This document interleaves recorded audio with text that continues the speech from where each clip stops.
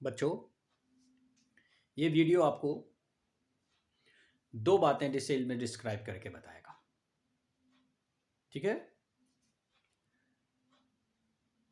कुछ टॉपिक्स हैं जो आगे वाले हैं किसमें, इलेक्ट्रोकेमिस्ट्री में। इसमें हम आपको बताने जा रहे हैं सॉल्ट ब्रिज क्या है, व्हाट इज सॉल्ट ब्रिज, और सॉल्ट ब्रिज का क्या इंपॉर्टेंस है, सिग्निफिकेंस है या फंक्शंस है। व्हाट आर फंक्शंस और significance of salt bridge in galvanic cell. इसके बाद हम गैल्वेनिक सेल का रिप्रेजेंटेशन आपको डिस्क्राइब करेंगे, कंप्लीटली डिस्क्राइब करेंगे। ठीक है, इसके बाद हम गैल्वेनिक सेल में होने वाला जो रिडॉक्स रिएक्शन है उसके बारे में हम बात करेंगे। रिडॉक्स रिएक्शन, उसके बारे में हम बात करेंगे। वो रिडॉक्स रिएक्शन जो है वो उसको कहा जाता है सेल रिएक्शन, यानी हम इसके बाद सेल रिएक्शन के बारे में बात करेंगे। और इसके बाद हम इसके इलेक्ट्रोमोटिव फोर्स, सेल ईएमएफ, उसको कैलकुलेट करने के लिए हम एक आपको सिंपल फॉर्मूला बताएंगे। ठीक है, तो चलिए स्टार्ट करते हैं सॉल्ट ब्रिज। बताइए सॉल्ट ब्रिज है क्या? सॉल्ट ब्रिज है क्या? ये एक यू ट्यूब है, inverted you tube, hollow inverted you tube है, जो भरी होती है, फिल्ड होती है अगर अगर जेली से, और उस अगर अगर जेली में मिक्स्ड होता है एक न्यूट्रल इलेक्ट्रोलाइट। और न्यूट्रल इलेक्ट्रोलाइट कौन से होते हैं? सॉल्ट्स होंगे। और सॉल्ट्स कौन से होंगे? Salts of strong acid and strong base. For example potassium chloride, mainly potassium chloride use करते हैं, पोटेशियम नाइट्रेट यूज कर सकते हैं, पोटेशियम सल्फेट यूज कर सकते हैं। लेकिन बस ये बात ध्यान रखनी होती है, कि जो सॉल्ट है या सॉल्ट के जो आयंस हैं वो किसी भी इलेक्ट्रोकेमिकल चेंज में पार्टिसिपेट ना करें। इलेक्ट्रोलाइट्स जो हैं उनके इलेक्ट्रोलाइट्स के salt bridge, an inverted you tube filled with agar agar jelly containing a neutral electrolyte means salts, जैसे potassium chloride used to connect anode and cathode of a galvanic cell is called salt bridge। माने एक inverted you tube है जो भरी हुई है अगर अगर जेली से, उसमें है कुछ मिला हुआ न्यूट्रल इलेक्ट्रोलाइट सॉल्ट जैसे पोटेशियम क्लोराइड। इसका काम होता है एनोड और कैथोड को कनेक्ट करने के लिए, उसे कहा जाता है सॉल्ट ब्रिज। इसमें जो सॉल्ट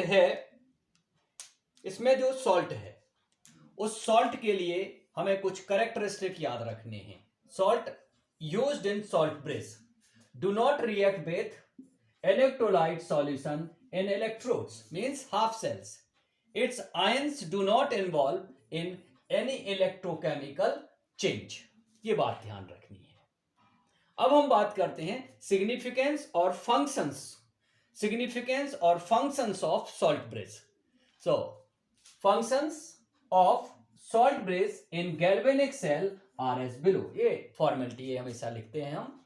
सबसे पहला, it connects electrolytes of two electrodes और हाफ सेल्स। यानी इसका जो मेन काम होता है, मेन फंक्शन होता है, वो क्या होता है? Connectivity of two half cells. और काहे के लिए? To complete cell circuit. अगर दोनों इलेक्ट्रोड ही कनेक्ट नहीं होंगे तो सेल सर्किट पूरा नहीं होगा। तो ये पहला फंक्शन होता है इसका। दूसरे में बात करते हैं, it stops transference of solutions from one electrode to another. ये सॉल्ट ब्रिज है कुछ इस तरह से होता है कि ये दो इलेक्ट्रोड्स में जो इलेक्ट्रोलाइट सॉल्यूशंस होते हैं उनके ट्रांसफेरेंस को रोक कर रखता है।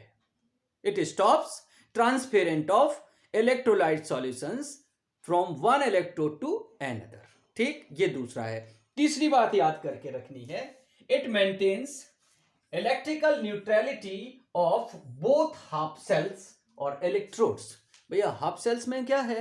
हाफ सेल्स में इलेक्ट्रोलाइट्स हैं, तो उनकी न्यूट्रलिटी को ये मेंटेन करके रखता है। ठीक है, it is explanation of salt bridge and significance और फंक्शन। अब हम इसके बाद बात करते हैं representation of galvanic cell. Galvanic cell के 3 कंपोनेंट्स होते हैं, cathode, anode, salt bridge. From left to right, anode, cathode and salt bridge according to traditions. So these 3 components of a galvanic cell are represented as below. ये थोड़ी फिर से वही बात formality की है, हम कैसे लिखते हैं। तो देखिए इसमें हम समझने वाली बात यहां पर है, लेफ्ट हैंड साइड पे होता है एनोड, राइट हैंड साइड पे होता है कैथोड और बीच में होता है सॉल्ट प्रेस। एनोड को रिप्रेजेंट करते हैं हम, पहले लिखते हैं मेटल और फिर एक स्लैश और उसके बाद लिखते हैं electrolyte, means metal slash electrolyte. Electrolyte में कैटायन दिखाएंगे तो ये इलेक्ट्रोलाइट, या फिर हम यहाँ पे जो इलेक्ट्रोलाइट है इसकी जगह पे हम क्या सॉल्ट लिख देंगे। अब चूंकि जो एनोड होता है, गैल्वेनिक सेल का एनोड होता है, नेगेटिवली चार्ज होता है, तो हम इसके ऊपर माइनस का साइन लगा देंगे। कैथोड के बारे में बात करें तो कैथोड में हम इलेक्ट्रोलाइट पहले लिखते हैं और मेटल बाद में लिखते हैं, आयंस पहले लिखते हैं और मेटल बाद में लिखते हैं। ये जो पॉजिटिव साइन लगाए हुए हैं ये बैलेंस ही नहीं है, ये साइन ऑफ इलेक्ट्रोड है। अब यहां पे ऐसा क्यों? अरे भैया देखो, metal to electrolyte, metal to cation का मतलब ऑक्सीडेशन, और आपको पता है कि एनोड पे ऑक्सीडेशन होता है। मेटल कैटायन टू मेटल, तो ये क्या है, रिडक्शन। आपको पता है कि कैथोड पर रिडक्शन होता है। सॉल्ट ब्रिज को रिप्रेजेंट करने के लिए हम 2 वर्टिकल पैरेलल लाइंस को यूज करते हैं, लाइक दिस, बिटवीन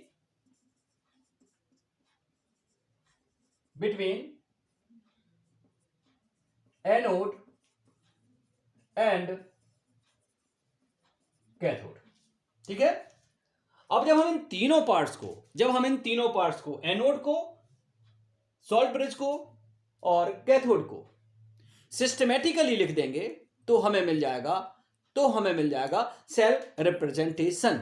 ठीक है, क्या मिल जाएगा? Cell representation. Complete galvanic cell, it is anode plus salt bridge plus cathode. अब हम इसको हम सिंबल्स के फॉर्म में डिस्क्राइब करते हैं। एनोड क्या होता है? Metal electrolyte, metal slash electrolyte, metal electrolyte, ये हो गया आपका एनोड। फिर 2 vertical parallel lines between anode and cathode, तो 2 लाइन हमने vertical lines parallel lines draw कर दिए, ये बन गया सॉल्ट ब्रिज। ठीक, अब इसके बाद हमें लिख देना है an cathode, electrolyte and then metal.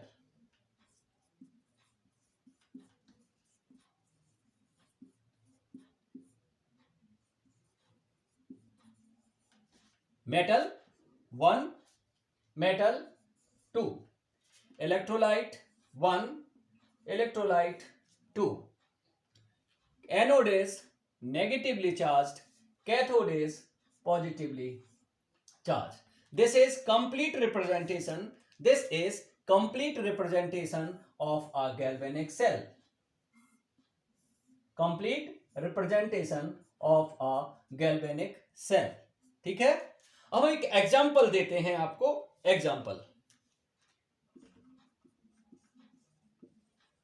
Example कौन सा? Daniel cell. डेनियल सेल के बारे में हम आपको बता दें क्या होता है। It is the combination of zinc, electrode and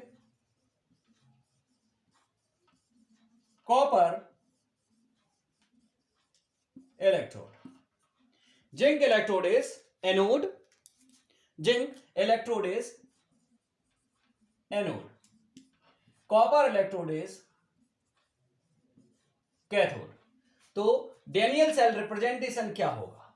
Daniel cell representation क्या होगा? हमें पहले जिंक इलेक्ट्रोड लिखना होगा, फिर सॉल्ट ब्रिज लिखना होगा, फिर हमें कॉपर इलेक्ट्रोड लिखना होगा।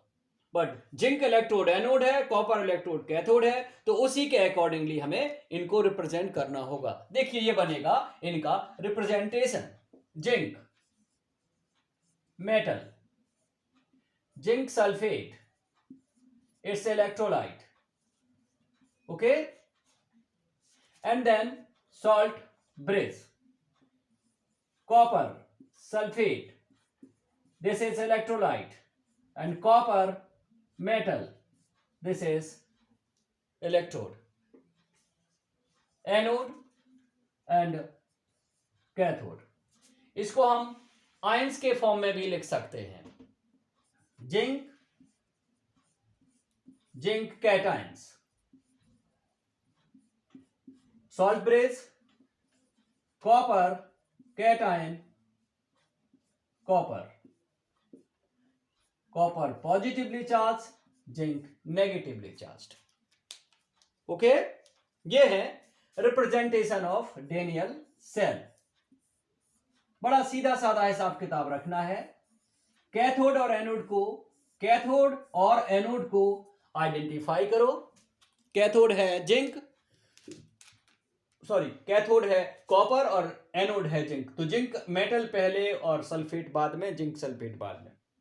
इसमें कॉपर सल्फेट पहले, कॉपर बाद में, और इनको सेपरेट करते हैं हम एक स्लैश के द्वारा, ठीक है। बीच में हम इनको कनेक्ट करने के लिए two parallel lines, vertical parallel lines क्या हैं ये रिप्रेजेंट करते हैं आपके सॉल्ट ब्रिज को, ठीक है।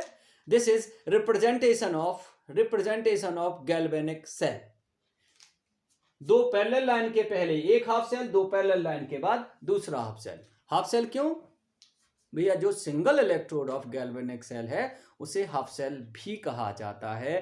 क्यों? क्योंकि by the combination of two single electrode we get a complete galvanic cell when they are connected with a salt bridge, ठीक है। अब हम आपको बताने जा रहे हैं जो गैल्वेनिक सेल को जब हम यूज करते हैं, when we are gaining electricity from galvanic cell, तो उसमें कुछ रिडॉक्स रिएक्शंस होते हैं। वे रिडॉक्स रिएक्शंस हमें आइडेंटिफाई करने हैं। तो हमें उसके लिए क्या करना पड़ेगा? हमें जानकारी करनी पड़ेगी कि उसका एनोड कौन सा है और कैथोड कौन सा है। एनोड कौन सा है और कैथोड कौन सा है? एनोड जो है वहां पर होगा ऑक्सीडेशन ऑफ मेटल, और कैथोड होगा वहां पे होगा रिडक्शन ऑफ मेटल कैटायंस। तो ठीक है, आगे बढ़ते हैं। Cell reaction and indirect redox reaction. Indirect इसलिए होती है कि इसमें जो ऑक्सीडेशन रिडक्शन होता है वो एक दूसरे को डायरेक्टली अफेक्ट नहीं करते हैं, इनडायरेक्टली अफेक्ट करते हैं, इसलिए ये इनडायरेक्ट रिडॉक्स रिएक्शन होती है, ठीक है। Is called cell reaction which functions during gaining electricity from the cell और discharging of cell। जब सेल डिस्चार्ज हो रहा होता है, जब हम इलेक्ट्रिसिटी उससे ले रहे होते हैं, तो वो डिस्चार्जिंग कहलाता है। उस टाइम पे जो इनडायरेक्ट रिडॉक्स रिएक्शन होती है सेल में, उसे कहा जाता है सेल रिएक्शन, ठीक है। इसके दो पार्ट्स होते हैं, दो अलग अलग इलेक्ट्रोड से मिलते हैं, ठीक है। Two parts are obtained from two electrodes. ये जो दो पार्ट्स होते हैं इसके वे दो अलग अलग इलेक्ट्रोड से मिलते हैं। पहला at anode oxidation of metal takes place, इसे कहा जाता है एनोड रिएक्शन, या हम कह सकते हैं फर्स्ट हाफ रिएक्शन, ठीक है। और दूसरा, at cathode reduction of cations takes place, this is cathode reaction. इसे कहा जा सकता है second half reaction, second half reaction, ठीक है। एनोड पे ऑक्सीडेशन ऑफ मेटल होता है, कैथोड पे रिडक्शन ऑफ कैटायंस होता है। एनोड पर जो है सो वो है एनोड रिएक्शन, कैथोड पर जो है सो वो कैथोड रिएक्शन। एनोड रिएक्शन को फर्स्ट हाफ रिएक्शन और कैथोड रिएक्शन को सेकंड हाफ रिएक्शन कह सकते हैं। चलिए आगे बढ़ते हैं। अब होता है क्या, on adding both half reactions complete cell reaction is obtained. यानी अगर दोनों हाफ रिएक्शंस को ऐड कर दो तो मिल जाती है फुल और कंप्लीट सेल रिएक्शन, ठीक है। देखते हैं, एक एग्जांपल लेकर हम देखते हैं। जैसे कि डेनियल सेल के बारे में हम बात करते हैं। डेनियल सेल में हमें पता है जिंक होता है एनोड और कॉपर होता है कैथोड। सो एनोड रिएक्शन जो होगी at zinc electrode, oxidation of zinc. Cathode reaction होगी at copper electrode, cathode means reduction of copper ions. कर देते हैं, लिख देते हैं। जिंक मेटल है, ऑक्सीडेशन हुआ, जिंक कैटायन बन गए, this is oxidation of zinc. Copper cations हैं, इलेक्ट्रॉन गेन किए, कॉपर मेटल में रिड्यूस हो गई। ये हो गए आपके दो half cell reactions, anode reaction and cathode reaction. अब हमने क्या कहा, on adding both half reactions complete cell reaction is obtain. तो इन दोनों हाफ रिएक्शंस को हम ऐड कर देते हैं, ये मिलेगी हमें complete cell reaction, that is indirect redox reaction, है ना। चलिए, तो हम इन दोनों को ऐड कर देंगे तो हमें रिएक्शन मिलेगी, ये मिलेगी। Zn metal reacts with copper ion to give Zn ion and copper metal. This is complete cell reaction. This is complete cell reaction. अभी हमने ये केवल आयन और एटम्स के फॉर्म में लिखी है, हम इसको इलेक्ट्रोलाइट के फॉर्म में लिख सकते हैं। इलेक्ट्रोलाइट कॉपर का है कॉपर सल्फेट और जिंक का है जिंक सल्फेट। तो कॉपर कैटायन की जगह कॉपर सल्फेट और जिंक कैटायन की जगह पे जिंक सल्फेट हम लिख सकते हैं। We can write zinc sulphate in place of zinc cations and copper sulphate in place of copper cation. तो इक्वेशन क्या बनेगी, इक्वेशन बनेगी ये, तो इक्वेशन बनेगी ये, zinc metal reacts with copper sulfate solution to give zinc sulfate solution plus copper metal। ये ऐसे लग रहा है जैसे कि एक डिस्प्लेसमेंट रिएक्शन हो, है ना। ये ऐसा हमें समझ में आता है कि ये एक डिस्प्लेसमेंट रिएक्शन है, जबकि वास्तव में ये डिस्प्लेसमेंट रिएक्शन तो नहीं है, डिस्प्लेसमेंट रिएक्शन तो नहीं है। हाँ, इनडायरेक्ट डिस्प्लेसमेंट कह सकते हैं। डिस्प्लेसमेंट क्यों होती, अगर एक ही कंटेनर में होता, जिंक को हमने कॉपर सल्फेट में डाला होता तो ये रिएक्शन कहलाती आपकी डिस्प्लेसमेंट रिएक्शन। लेकिन जिंक की रिएक्शन अलग हो रही है, कॉपर की रिएक्शन अलग हो रही है। एक चैम्बर में जिंक रिएक्ट कर रहा है, एक में कॉपर रिएक्ट कर रहा है, केवल इलेक्ट्रॉन्स की शिफ्टिंग होती है। यही इलेक्ट्रॉन की शिफ्टिंग क्या होती है, प्रोडक्शन ऑफ इलेक्ट्रिसिटी। समझ गए? चलिए अब हम आगे बढ़ते हैं। अब आइडेंटिफाई कैसे करेंगे कैथोड और एनोड को?